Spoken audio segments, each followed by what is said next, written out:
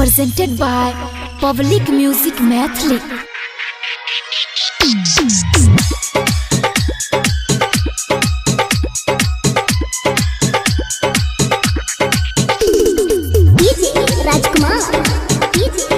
अभी आप सुन रहे हैं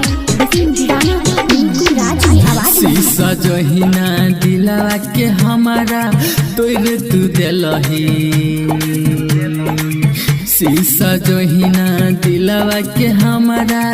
तोरे तू दिलही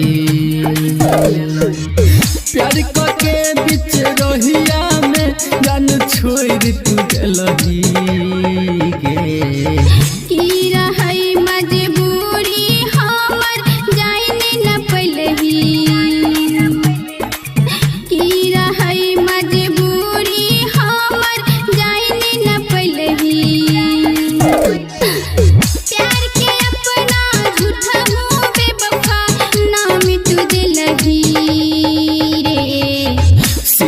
जहिना दिलवा के हमारा तोरे तू दिलही प्यार के बीच रहिया में जान छोड़ तू दिलही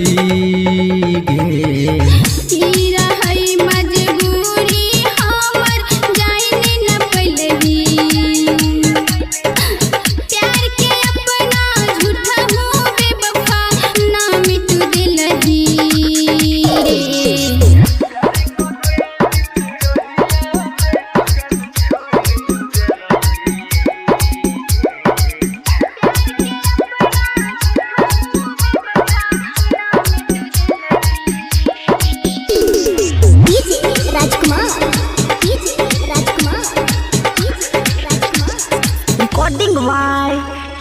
AK Ansu.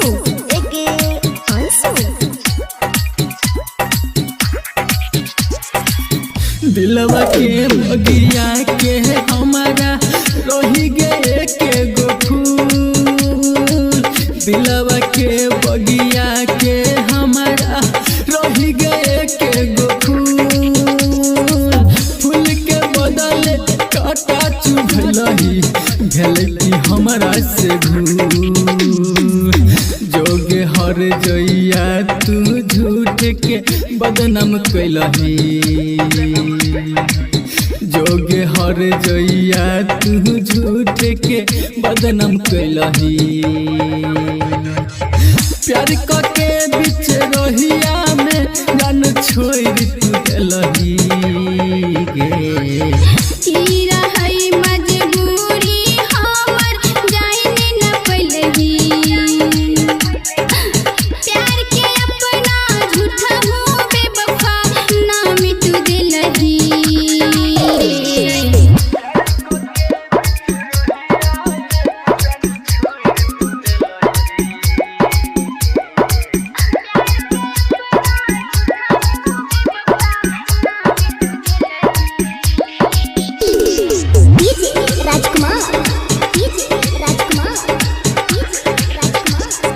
अभी आप सुन रहे हैं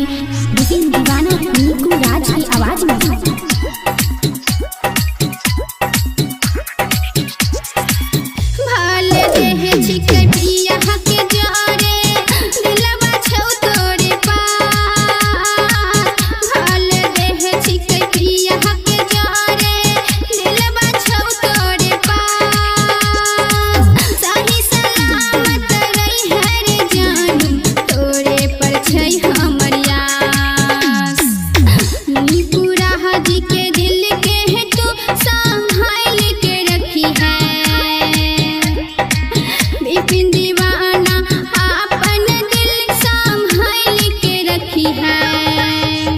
प्यार के बीच रहिया में जान छोड़ तू दिलही